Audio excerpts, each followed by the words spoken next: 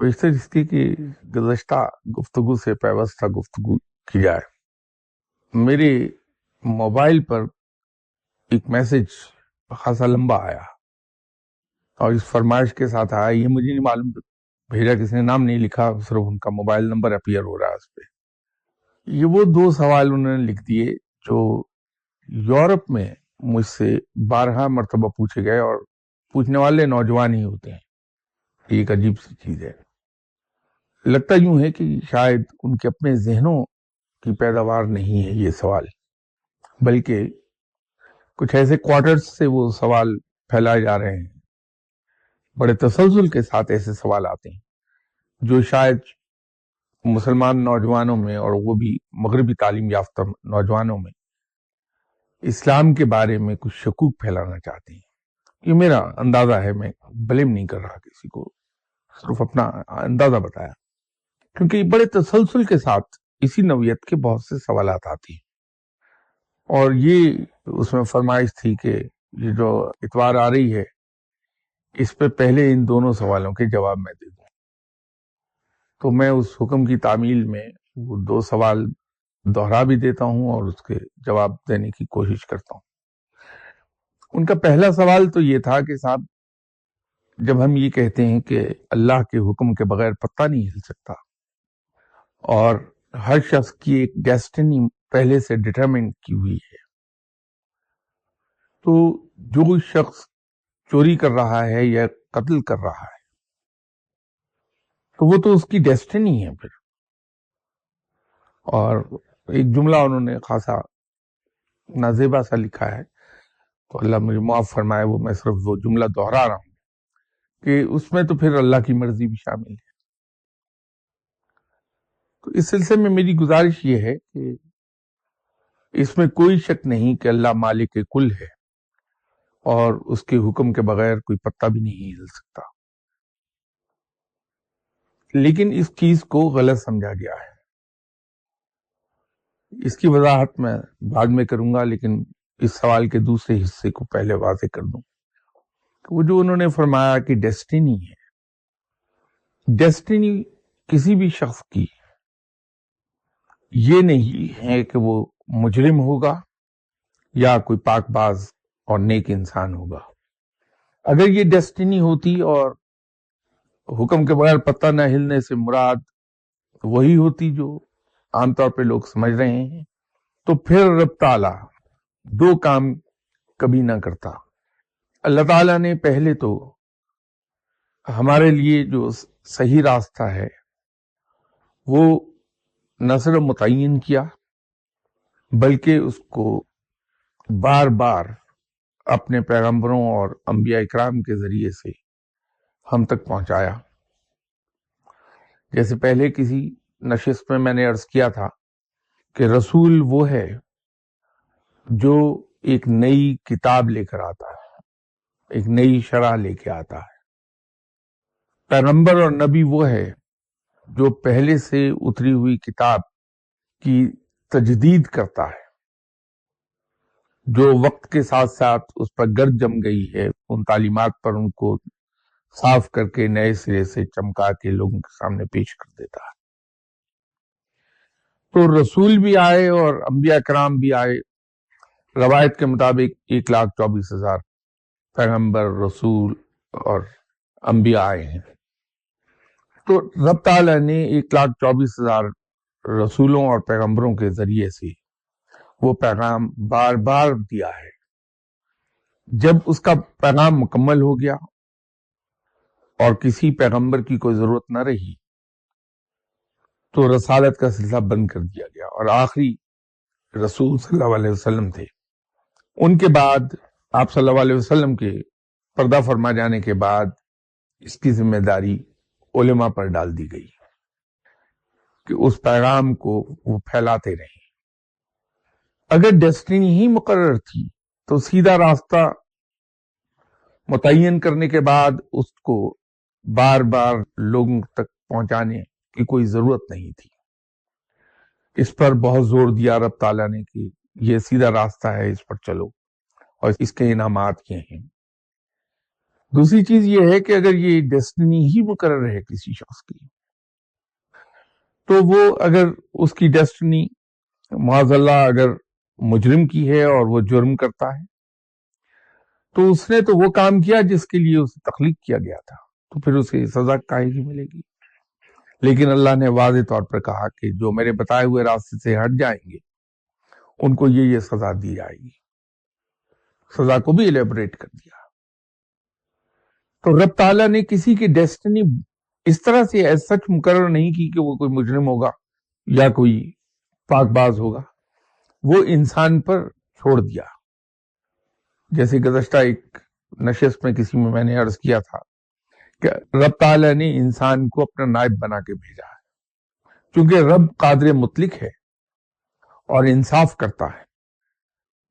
جس طرح سے ایک بڑے افسر کا نمبر 2 جو ہے، اس کا جو نائب ہے، وہ کبھی بے اختیار نہیں ہوتا. حالانکہ ہم تو انسان ہیں، ہم سے ناانصافیاں ہوتی ہیں، لیکن اس سرشس کے باوجود کسی بھی افسر کا نائب بے اختیار کبھی نہیں ہوا.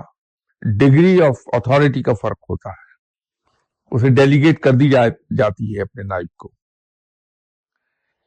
لیکن یہ اختیار پھر بھی افسر کے ہاتھ میں رہتا ہے کہ وہ جب چاہے اس اتھارٹی کو وڈرا کر لے اپنے نائب سے. تو رب تعالیٰ نے جب انسان کو اپنا نائب مقرر کیا ہے، قادر مطلق ہے، تو اس کو ایک بڑی حد تک قادر بنایا ہے. وہ قادر جس سینس میں کہہ رہا ہوں وہ سینس دوسری ہے کہ اللہ نے ہم کو 3 آزادیاں دے دی. ایک فریڈم آف تھاٹ عطا فرما دی کہ ہم جو چاہے سوچیں، جو چاہے ارادہ کریں، جو چاہے منصوبہ بندی کر لیں. دوسری ہمیں فریڈم آف ڈیسیژن دے دی کہ ہم جو چاہے فیصلہ کر لیں. میں یہ فیصلہ کرنے میں آزاد ہوں کہ میں کنویں میں چھلانگ لگا دوں، گاڑی کے سامنے لیٹ جاؤں، ٹرین کے سامنے لیٹ جاؤں. میں یہ فیصلہ کرنے میں آزاد ہوں کہ میں نیکی کی انتہائی بلندی پر پہنچ جاؤں کوشش کر کے، اور یہ فیصلہ کرنے میں بھی آزاد ہوں کہ میں برائی کو اڈاپٹ کر لوں. تو یہ فریڈم آف ڈیسیژن اللہ نے عطا فرما دی ہم کو. اسی طرح جو تیسری چیز اللہ نے ہمیں دی وہ فریڈم آف ایکشن ہے. اللہ زمین پر آ کر ہمارا ہاتھ نہیں پکڑے گا، وارننگز دیتا ہے روزمرہ کی زندگی میں، تنبیہ کرتا ہے، اشارے دیتا ہے کہ رک جاؤ، ہاتھ نہیں پکڑتا، اس آزادی میں خلل نہیں ڈالتا. تو یہ 3 آزادیاں اس نے عطا فرما دی ہیں. تو ہم جو چاہے فیصلہ کر لیں، لیکن یہ آزادیاں تو حاصل ہیں ہمیں، لیکن ساتھ ہی یہ بتا دیا کہ اگر میرے بتائے ہوئے راستے پر نہ چلے تو میرے پاس تمہیں لوٹ کے آنا ہے اور وہاں یہ سزا تمہیں دی جائے گی. اب یہ جو اس کے حکم کے بغیر پتہ نہ ہلنے کی دلیل لائی جاتی ہے، اس کے لیے میری گزارش یہ ہے کہ ہم میں سے اکثر کے گھر کئی ملازم ہیں. آپ اپنے گھر کے سربراہ ہیں، اس گھر میں آپ کے حکم کے بغیر پتہ نہیں ہل سکتا کیونکہ آپ سربراہ ہیں اس کے. لیکن کیا جب ملازم لاپرواہی سے کام کرتے ہوئے آپ کی کراکری توڑتا ہے تو اس میں آپ کا کنسنٹ شامل ہوتا ہے یا آپ کی اتھارٹی نہیں ہوتی، وہاں ختم ہو گئی ہوتی ہے؟ اگر آپ کا ڈرائیور جو آپ کا ماتحت ہے اور آپ کے حکم کا پابند ہے، جب آپ کی گاڑی گھر سے لے کر چلا جاتا ہے تو سڑک کے اوپر جس طرح چاہے وہ گاڑی ڈرائیو کرے اور وہ گاڑی مار دے، تو کیا اس میں آپ کا کنسنٹ شامل ہوگا یا آپ کی اتھارٹی کم ہو گئی؟ آپ اپنے خاندان کے، اپنے گھر کے سربراہ رہیں گے، آپ کا فیصلہ آخری فیصلہ ہی رہے گا، آپ کا حکم آخری حکم ہی رہے گا. اس کے باوجود ڈرائیور نے گاڑی مار دی. اس نے کیا کیا ہے کہ آپ کے احکامات کی، آپ کے ہدایات کی خلاف ورزی کی ہے اور اس کی وہ سزا پائے گا.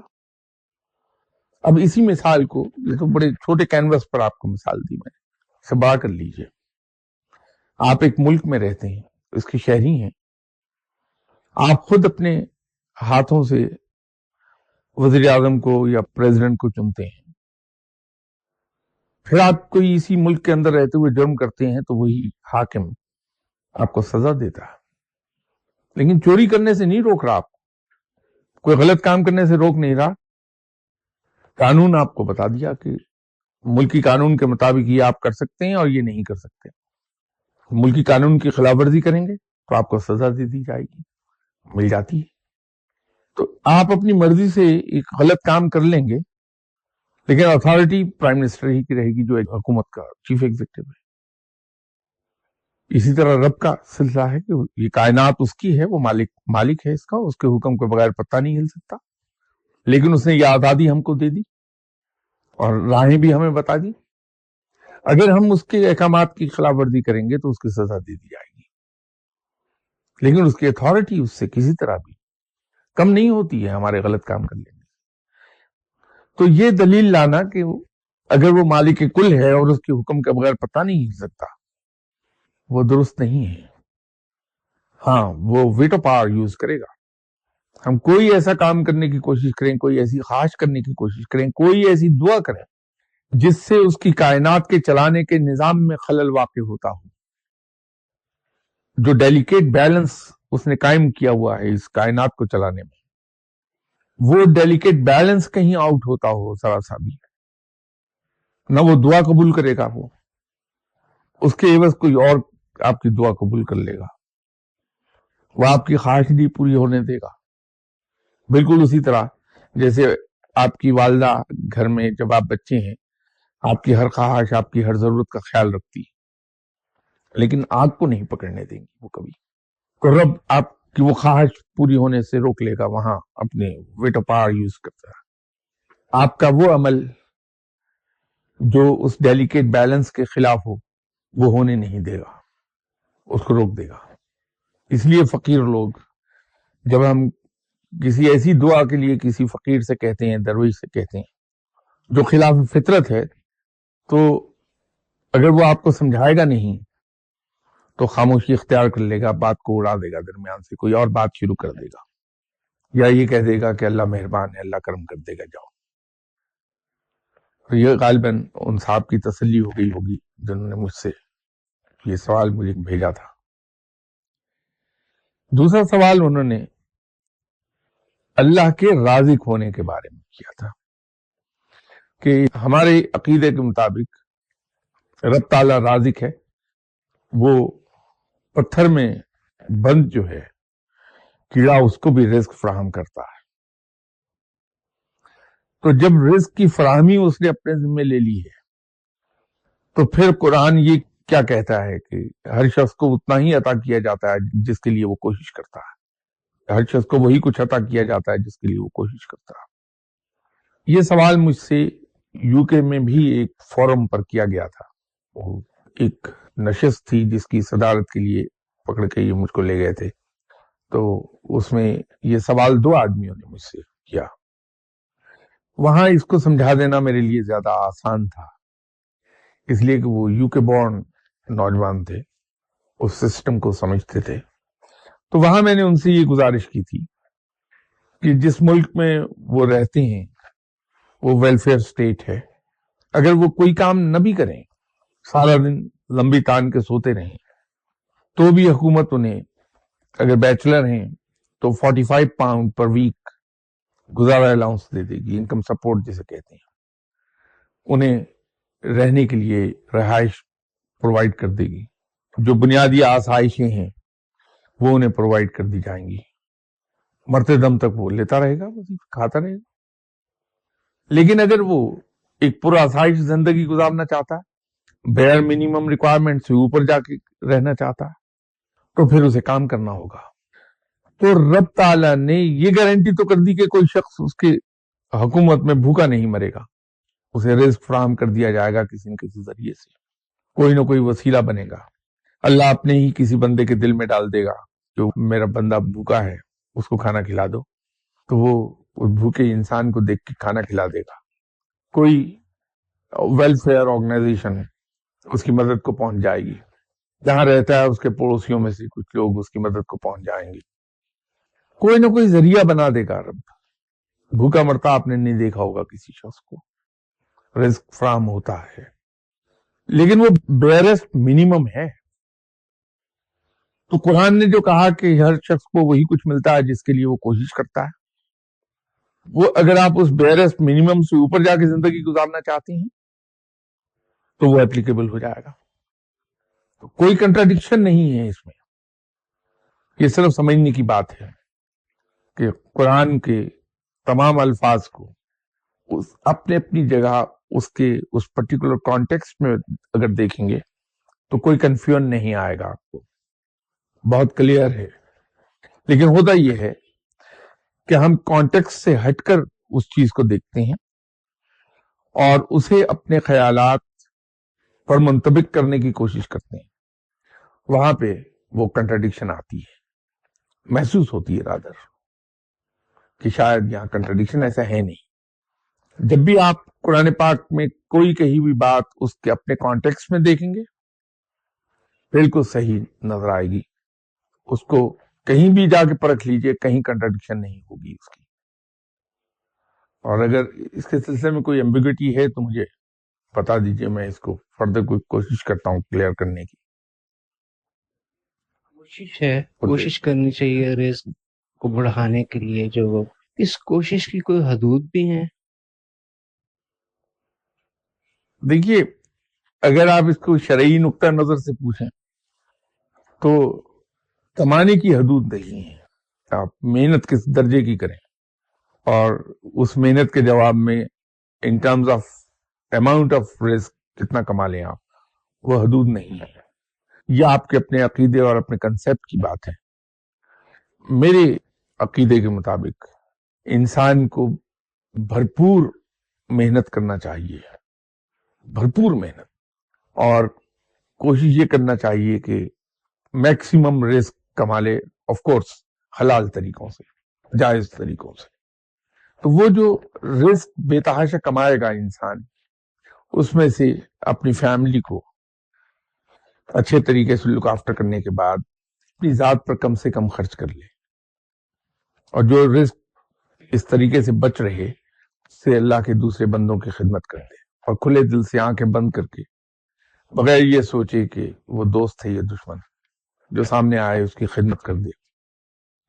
کیونکہ میں یہ سمجھتا ہوں کہ جس قسم کے میٹریلسٹک دور سے گزر رہے ہیں ہم، جو میٹریلسٹک ایج ہے، اگر میرا بھائی میرے پاس آتا ہے کہ اس کی فلاں ضرورت رکی ہوئی ہے، اسے وہ پورا کرنا ہے، تو میں اس کی مدد نہیں کر سکتا اگر میں خود بیئرسٹ منیمم پر رہ رہا ہوں۔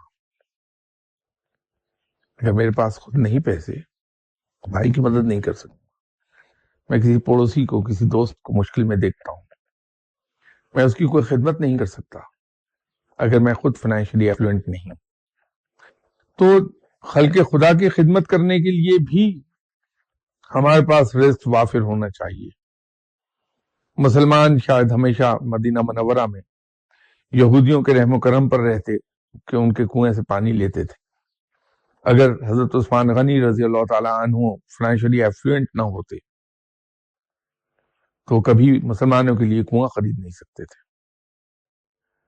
تو یہ کہنا کہ صاحب مال و زر کوئی ایسی چیز ہے جس کو چھونے سے کوئی چھوت کی بیماری لگے گی، وہ درست نہیں ہے۔ یہ بہت کام کی چیز ہے، لیکن صرف ایک احتیاط کے ساتھ کہ آپ مال و زر جمع تو کیجئے لیکن اس کو دل میں جگہ نہ دیں، اس کی محبت نہ پالیے۔ جہاں اس کی محبت دل میں آئی وہیں معاملات خراب ہوئے۔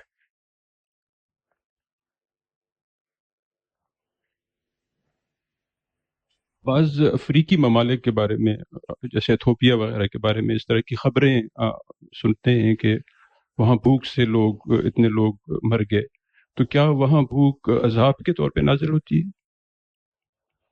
وہ یہ معاملات مختلف ہیں، اور اس کا تعلق رب کے اس کائنات کے نظام کو چلانے ہی سے ہے۔ وہ اس سینس میں نہیں ہے جو آپ نے خود فرمایا، وہ درست ہے بات، تو اس کی کوئی اپنی رب کی مصلحتیں اور اس کی وجوہات ہیں کہ وہ اجتماعی طور پر بھوک میں مبتلا ہو گئے ہیں وہ لوگ۔ یہ جو میں بات کر رہا تھا وہ انڈیویجول لیول کی بات کر رہا تھا.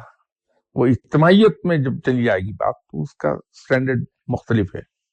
وہ اس کی اپنی مصلحتیں ہیں، اس لیے کہ یہ عذاب اور سزا جیسے الفاظ میں اپنی زبان سے ادا نہیں کرنا چاہتا، اس لیے کہ وہ خوف یہ طاری ہوتا ہے کہ مجھ سے بڑا گناہ گار کون ہے. تو اگر رب اپنی رحمت کے صدقے مجھے معاف کیے ہوئے ہے اپنے عذاب سے ابھی تک اس میری پکڑنے کی، تو میں کسی دوسرے بندے کا ذکر اس سلسلے میں کیوں کر دوں؟ کیونکہ میرا تو اپنا ہی دامن نہیں اجلا، میں تو خود ہی بہت گناہ گار انسان ہوں. if I'm in problem تو کیا مجھے کسی سے قرض لے لینا چاہیے، یا کوئی خود آ کے دے دے تو مجھے وہ لے لینا چاہیے؟ بالکل، ایک بھائی سے مدد لے کے اگر آپ کا مشکل آسان ہوتی ہے، اگر کوئی شخص آپ کے پاس خود چل کے آتا ہے اور آپ سے یہ کہتا ہے کہ بھائی یہ میرے علم میں آئی ہے بات کہ آپ مشکل میں ہیں، تو یہ میرے پاس فالتو چیزیں ہیں، یہ لے لیجیے اور اس سے آپ اپنا مشکل وقت گزار لیجیے، تو اسے قبول کر لیجیے، لیکن اس نیت کے ساتھ کہ جو ہی معاملات ذرا سے بہتر ہوتے ہیں اس قرض کو واپس کر دیں گے، اور اگر اس نے قرض نہیں دیا ہے تو پھر اسی انداز میں آپ آگے کسی کو مشکل میں دیکھ کے اس کی خدمت کر دیں گے. سر فی زمانہ مینز آف ارننگ تھوڑے سے لمیٹڈ ہوتے جا رہے ہیں جابس پوائنٹ آف ویو سے. اب اس کے اندر بہت سے لوگ یہ شاید افورڈ نہیں کر سکتے کہ وہ اپنی 100% مرضی کی کمپنی منتخب کر لیں اور اس میں وہ خوشی خوشی کام کر لیں. ہر جگہ جہاں پہ وہ کام کرتے ہیں وہاں پہ they get to know about the secrets of business, اور ان کو پھر پتا چلتا ہے کہ ہماری کمپنی اپنے بزنس کو فلرش کرنے کے لیے کچھ انفیئر مینز بھی یوز کر رہی ہے.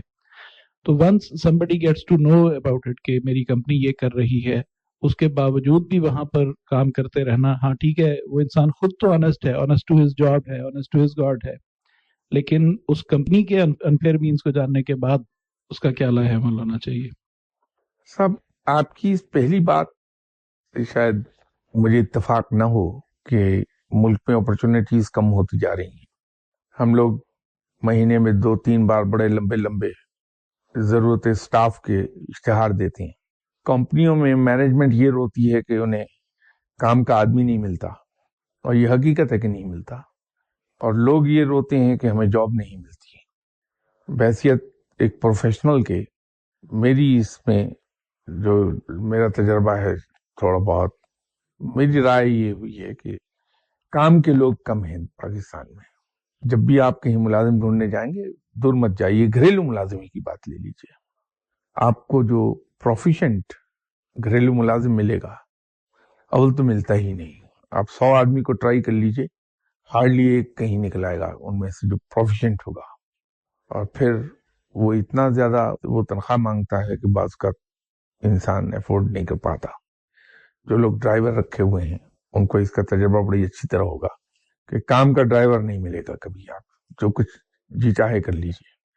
جو کام کے ڈرائیور ہیں وہ 12,000-14,000 روپے سے کم ملتا نہیں، پلس وہ کہتا ہے رہائش دے دیجیے، کھانا، کپڑا، یونیفارم، یہ سب میں لوں گا اس کے علاوہ.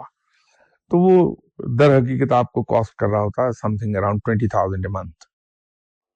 ضرورت اس بات کی، یا یہ کہیے کہ کمی اس کی نہیں کہ اپرچونٹیز نہیں ہے، جابس نہیں. کمی اس بات کی ہے کہ ہم اپنے پروفیشنل سکلز کو امپروو نہیں کرتے ہیں، تو کوئی اچھا ادارہ پھر ہمیں لیتا نہیں. تو یہ اکثر بات ہوتی ہے کہ کسی بھی مسئلے کو جب تک آپ ایک ترتیب کے ساتھ حل نہ کریں وہ حل نہیں ہو سکتا. جب آپ کسی مسئلے کو حل کرنا چاہتے ہیں تو جو کچھ ہم نے پڑھا تھا اپنے طالب علمی کے زمانے میں اور اس کو ہم نے پریکٹیکل لائف میں سچ پایا، وہ یہ تھا کہ سب سے پہلا قدم یہ ہے کہ آپ پرابلم کو آئیڈینٹیفائی کر لیجئے. یہ جان لیجئے کہ اصل پرابلم کیا ہے. یہ میں موضوع سے ہٹ رہا ہوں لیکن شاید آپ کے لیے کام آ جائے آپ کی پریکٹیکل لائف میں، اور یہ اپلیکیبل ہے گھر میں بھی، جاب میں بھی، حکومت میں بھی. یہ فارمولا اپلیکیبل ہے، اس کے بغیر حل نہیں ہوں گے مسائل. پہلا قدم یہ ہے کہ آپ پرابلم کو آئیڈینٹیفائی کیجئے کہ واٹس دی ایکچوئل پرابلم. جب پرابلم آئیڈینٹیفائی ہو جائے تو پھر اس کے روٹ کاز کو آئیڈینٹیفائی کیجیے. ایسے root cause, not the causes but root cause, اس کو آئیڈینٹیفائی کر لیجیے. جب روٹ کازز اس کے آئیڈینٹیفائی ہو جائیں تو پھر اس کی ریسپانسبلٹی فکس کیجیے کہ یہ پرابلم کس انسان نے کریٹ کی یا یہ غلطی کس کی تھی. جب وہ ریسپانسبلٹی فکس ہو جائے تو پھر چوتھے قدم کے طور پہ اس کا کریکٹیو میئرز لے لیجئے, اس کی ریمیڈی تلاش کر لیجئے. اور جب یہ کریکٹیو میئرز تلاش کر لیے جائیں, اس کو آپ لے لیں کریکٹیو میئرز کو, اور مسئلہ حل ہو جائے, تو پھر ابھی اس کو چھوڑیے نہیں. نیکسٹ قدم اس کا ہے کہ پریونٹیو میئرز لے لیجئے کہ آئندہ سے وہ غلطی یا وہ مسئلہ ہونے نہ پائے. تو یہ جو ہم اپرچونٹیز کا رونا روتے ہیں, بے روزگاری کا رونا روتے رہتے ہیں, اس کے اندر بھی شاید وجہ یہی ہے, جس طرح اور معاملات میں ہم سسٹمیٹیکلی کسی مسئلے کو نہیں لے رہے, اسی طرح اس کو ہم نہیں سوچتے. تو ہم رو رہے ہیں کہ بیکاری بڑھ رہی ہے, روزگار نہیں, اور دوسری طرف ایمپلائر یہ رو رہا ہے کہ امپلائیز نہیں ملتے ہیں اچھے. یہ دونوں ہی پرابلم چل رہے ہیں اس وقت. تو اس کو اگر ہم آئیڈینٹیفائی یہ کر لیں کہ ایکچولی جو اس کا ریزن ہے وہ یہ ہے کہ ہم پروفیشنل سکلز کو امپروو نہیں کرتے, ہماری اپروچ پروفیشنل نہیں ہے, تو مسئلہ حل ہو جاتا ہے فوراً. اب رہ گئی یہ بات کہ صاحب کوئی کمپنی کوئی بہت زیادہ جائز اس پر نہیں کر رہی, تو سوال یہ ہے کہ ایک معاشرہ جس کے اندر چاروں طرف ایک خاص چلن فیشن بن گیا ہے, آپ کہاں جا کے جائز طریقے کا رزق دیکھ کے پھر وہاں امپلائمنٹ لیں گے اور کام کریں گے؟ تو پھر تو ایک ہی راستہ رہ جاتا کہ بیکار رہیے, تو وہ مناسب نہیں ہے. اپنی حد تک آپ دیانتدار رہیے, اپنی حد تک کوشش کیجئے کہ آپ غلط کام نہ کریں. جو آپ کا اسفیئر اور ریسپانسبلٹی ہے اس کے اندر رہتے ہوئے آپ پوری دیانتداری سے کام کر لیجئے, اور اس بددیانتی کا حصہ نہ بنیے, تو صحیح چل جائے گا کام.